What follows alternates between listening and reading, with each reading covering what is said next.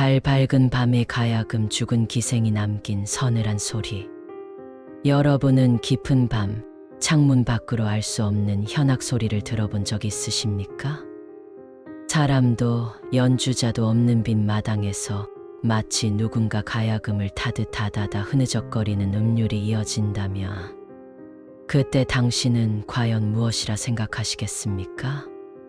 옛사람들은 이렇게 말했습니다. 달 밝은 밤 강가에서 들려오는 가야금 소리는 죽은 기생의 넋이 타는 것이다. 그 소리에 홀린 자는 반드시 재앙을 맞는다. 강을 따라 남도 어느 마을에서는 밤마다 기묘한 가야금 소리가 울려 퍼졌다고 합니다. 소리는 그윽하면서도 슬펐고 때로는 곡을 모르던 이조차 눈물을 흘리게 만들었다 합니다. 그러나 그 소리를 따라간 이들은 끝내 돌아오지 못했지요. 사람들은 두려움에 떨며 서로 속삭였습니다. 저 소리는 억울하게 죽은 기생의 한이 깃든 소리다. 살아서는 인정받지 못하고 죽어서는 악기가 되어 우리 곁을 떠돌고 있다. 오늘은 달 밝은 밤마다 들려왔다는 죽은 기생이 남긴 서늘한 음률, 달 밝은 밤의 가야금 이야기를 들려드리겠습니다. 옛날 남도 깊은 산줄기와 강이 어우러진 마을에는 한 기생이 살았다. 그녀의 이름은 이제 기억하는 이 없으나 그 솜씨와 한 많은 삶은 여전히 전설로 남아 있었다. 그녀는 어릴 적부터 가야금을 잘 탔고 손끝에서 흘러나오는 선율은 사람들의 눈시울을 적셨다. 그러나 운명은 잔혹했다. 권세가의 부름을 거절했다는 이유로 그녀는 억울한 누명을 쓰고 강가에서 목숨을 잃었다. 죽음과 함께 그녀의 가야금도 강에 던져졌다. 그 후로 달 밝은 밤이면 강가에서 가야금 소리가 울려 퍼졌다. 처음엔 술 취한 나그네들의 환청이라 여겼다. 그러나 소리는 점점 뚜렷해졌다. 강 위를 떠다니듯 맑으면서도 슬픈 음률이 마을까지 번져왔다. 다다다 다다다. 어떤 이는 곡조가 너무 아름다워 눈물을 흘렸고 어떤 이는 그 소리에 홀려 강가로 걸어 내려갔다. 하지만 소리를 따라간 사람들은 다시 돌아오지 못했다.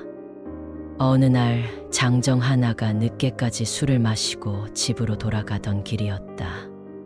강가를 지나던 그때 어디선가 가야금 소리가 들려왔다. 그는 귀를 기울이며 중얼거렸다. 이 늦은 밤에 누가 가야금을 타는가? 소리는 강물 위에서부터 퍼져나왔다. 달빛에 반짝이는 수면 위 분명히 아무도 없었다. 그럼에도 손끝으로 줄을 뜯는 듯한 다다다 소리가 끊임없이 이어졌다. 장정은 홀린 듯 강가로 다가갔다. 소리는 점점 선명해졌고 그의 발걸음은 멈추지 않았다. 그러나 이튿날 아침 그는 돌아오지 않았다. 사람들은 강가에서 그의 신발만 발견했다. 강물은 맑았으나 발자국은 끝내 사라졌다. 그날 이후 마을은 두려움에 휩싸였다. 밤마다 울려 퍼지는 가야금 소리를 누구도 입 밖에 내지 않았다. 아이들이 들었다고 말하면 어른들은 손으로 입을 막고 호통쳤다. 그건 죽은 기생의 가야금이다. 듣는 순간 너도 잡혀간다. 그리고 강가는 저녁이면 금기의 땅이 되었다. 빨래터는 해가 지기 전에 비워졌고 나룻배는 밤에는 결코 띄워지지 않았다. 사람들은 집안의 문을 꼭 닫고 바람에 실려오는 음률조차 두려워했다. 장정의 실종 이후 마을 사람들은 밤마다 귀를 막고 잠을 청했다. 그러나 아무리 두꺼운 이불로 귀를 덮어도 그 속으로 스며드는 음률은 피할 수 없었다. 다다다 다다다. 손끝으로 줄을 퉁기는 소리는 달빛이 비치는 순간마다 더욱 또렷하게 울렸다. 소리는 마치 사람의 심장을 건드리듯 슬픔과 두려움을 동시에 자극했다. 아이들은 울며 어머니 품에 매달렸고 노인들은 떨리는 목소리로 중얼거렸다. 저 소리에 홀린 자는 반드시 강으로 간다. 사람들은 소리의 근원을 알기 위해 강가를 살폈다. 강물은 평소처럼 잔잔했으나 가끔 수면 위로 검은 머리카락 다발이 떠올랐다 사라졌다. 그럴 때마다 곁에서는 현악이 끊어진 듯한 날카로운 소리가 섞여 들렸다. 어떤 이는 밤에 강가를 지나다 갈대숲 사이에 흰 옷을 입은 여인의 그림자를 보았다고 했다. 그녀의 손끝은 줄을 뜯는 듯 허공을 휘저었고 눈동자는 강물 속 어딘가를 향해 있었다 한다. 사람들은 그제야 소문의 진실을 떠올렸다. 억울하게 죽임을 당하고 강물에 던져진 기생. 그녀의 가야금이 함께 물속에 잠겨 원혼의 울음을 대신해 울고 있다는 이야기였다. 결국 마을 원로들은 무당월심을 불렀다. 월심은 강둑에 제단을 차리고 향과 제물을 올렸다. 북소리와 함께 강가에 등불을 띄우자 소리는 잠시 멎는 듯했다. 그러나 곧 더욱 격렬하게 울려 퍼졌다. 다다다다다. 줄을 뜯는 소리는 마치 분노와 원망이 뒤섞인 듯 요란했다. 월심은 강물에 술을 뿌리며 외쳤다. 죽은 기생의 넋이여, 무엇을 원하느냐, 어찌하여 산자를 부르느냐. 그러자 강 위에서 낮고 슬픈 목소리가 울려 나왔다. 내 억울함을 풀어다오, 내 이름을 불러다오, 내 가야금을 건져다오. 사람들은 몸서리를 쳤다. 그때 강물 위에 잠시 가야금의 형체가 드러났다. 검게 젖은 현악기, 그러나 줄은 여전히 떨리며 소리를 내고 있었다. 마치 눈에 보이지 않는 손이 연주하는 듯했다. 굿이 있던 날 이후에도 소리는 멈추지 않았다. 오히려 더 집요하게 사람들을 따라왔다. 밤길을 서두르던 산에는 강가가 보이지 않는 산길에서도 가야금 소리를 들었다. 그는 결국 소리를 쫓아 달려 내려가다 다음 날 싸늘한 시신으로 발견되었다. 또 다른 안악은 집 안에 누워 있다가 창밖에서 가야금 소리를 들었다. 두려움에 눈을 가렸지만 소리는 마당으로 번졌다. 남편이 불을 밝혀 확인하자 흙바닥 위에 젖은 현악기의 줄자국이 남아 있었다. 그날 밤 안악은 끝내 혼절했고 이후 다시는 말을 잇지 못했다. 공포가 커질수록 마을은 둘로 갈라졌다. 가야금을 건져 올려 불태워야 한다. 아니다. 그것은 죽은 기생의 넋이다. 불태우면 더 큰 재앙을 부른다. 어른들은 밤마다 모여 논쟁했으나 결론은 나지 않았다. 그 사이에도 소리는 매일 밤 달이 뜰 때마다 울려 퍼졌다. 심지어 아이들조차 흥얼거리듯 그 음률을 따라했다. 부모들은 얼굴이 사색이 되어 아이들의 입을 막았다. 그 노래를 흥얼거리지 마라. 너도 데려가 버릴 게다. 월심은 다시 제단 앞에 앉아 귀를 기울였다. 가야금 소리는 단순한 울음이 아니었다.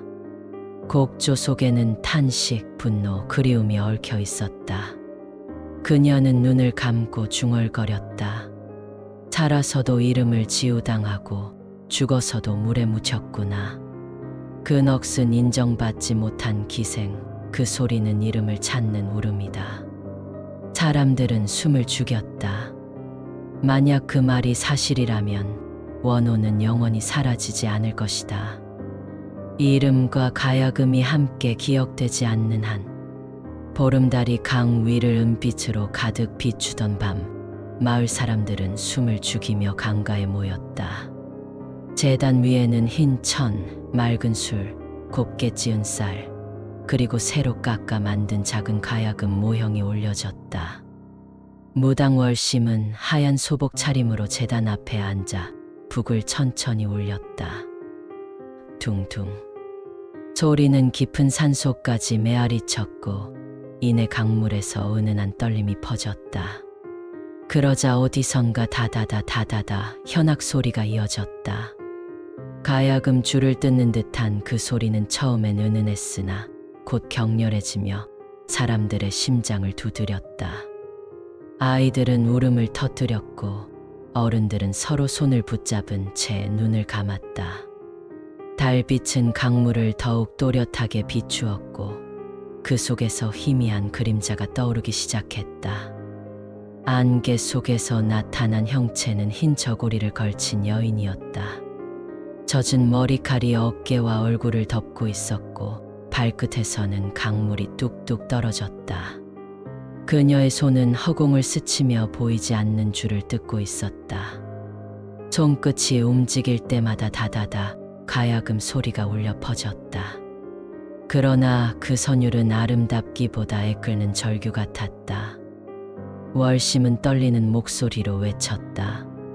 죽은 기생의 넋이여, 무엇을 원하느냐, 어찌하여 산자를 부르는가.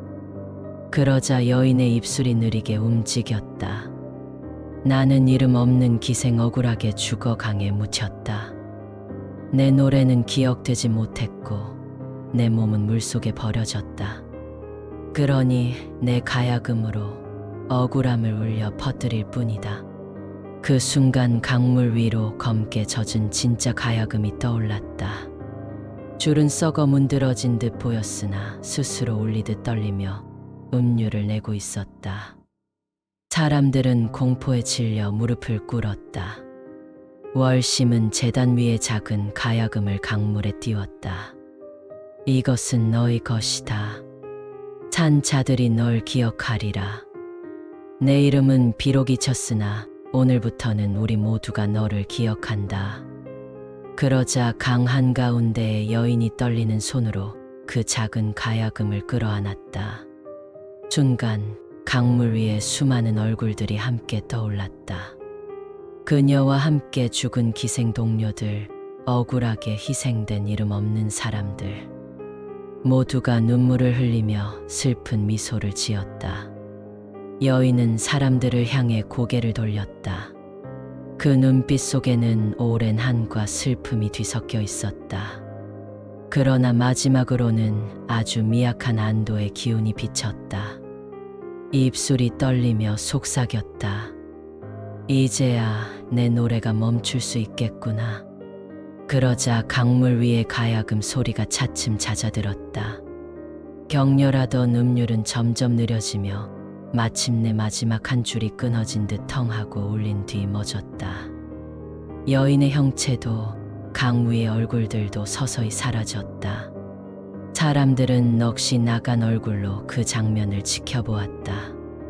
모두가 귀를 기울였으나 더 이상 가야금 소리는 들리지 않았다. 남은 것은 달빛 아래 잔잔히 흐르는 강물뿐이었다. 사람들은 오랫동안 귀를 기울였다. 그러나 달빛 아래 강은 그저 잔잔히 흐를 뿐이었다. 가야금의 음률은 더 이상 들리지 않았다. 마을 사람들은 서로를 바라보며 안도의 숨을 내쉬었다. 그러나 불안은 완전히 사라지지 않았다. 몇몇은 달 밝은 밤, 멀리서 희미하게 다다다 하는 소리를 들었다고 했다. 그 소리는 바람에 섞여 왔는지 아니면 여전히 강 밑에서 울리는 것이었는지 알 수 없었다. 그날 이후 마을에는 새로운 풍습이 생겼다. 달이 유난히 밝은 날이면 강가에 흰 천과 작은 가야금 모양을 띄우는 것이었다. 사람들은 그것을 죽은 기생의 위령제라 불렀다. 소리가 다시는 마을을 덮지 않도록 하기 위함이었다. 세월이 흐른 뒤에도 강가를 지나는 이는 종종 멈춰섰다. 물결 사이에서 마치 줄을 뜯는 듯한 소리가 섞여 들려왔기 때문이다. 그럴 때마다 사람들은 고개를 저으며 속삭였다. 그건 단순한 바람이 아니다. 억울하게 죽은 기생의 소리다. 그 소리에 홀리면 다시는 돌아오지 못한다. 지금도 전해 내려오는 말이 있다. 달 밝은 밤 강가에서 들려오는 가야금 소리에 귀 기울이지 마라. 그건 죽은 기생이 남긴 소리, 산자를 부르는 재앙의 음률이다. 오늘 이야기는 여기까지입니다. 이것은 오래전부터 전해 내려오는 밤길에 소름 돋는 전설 한 토막이었습니다. 밤은 점점 깊어가고 다음 이야기는 더욱 서늘한 비밀로 찾아뵙겠습니다. 구독과 좋아요로 함께 해주시면 다음 전설도 놓치지 않게 될 것입니다.